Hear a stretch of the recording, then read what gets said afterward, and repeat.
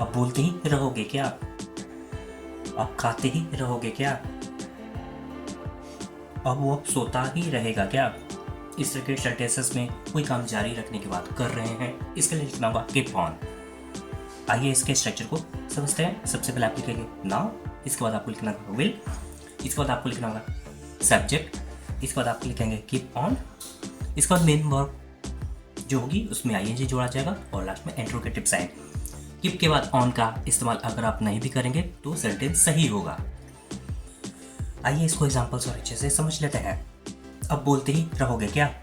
Now will you keep on talking. अब खाते ही रहोगे क्या? Now will you keep eating. अब वो सोता ही रहेगा क्या? Now will he keep on sleeping. अब वे लोग पढ़ते ही रहेंगे क्या? Now will they keep on reading. अब राहुल खाता ही रहेगा क्या? Now will Rahul keep eating. अब सोचते ही रहोगे क्या? Now will you keep on thinking.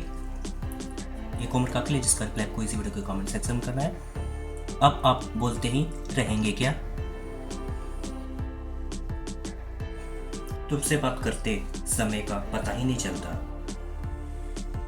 TV देखते हुए समय का पता ही नहीं चलता। अंग्रेजी पढ़ाते हुए समय का पता ही नहीं चलता। इस तरह के सेंटेंसेस में समय का पता नहीं चलता ऐसा बोल रहे हैं, इसके लिए लिखना होगा टाइम फ्लाइज।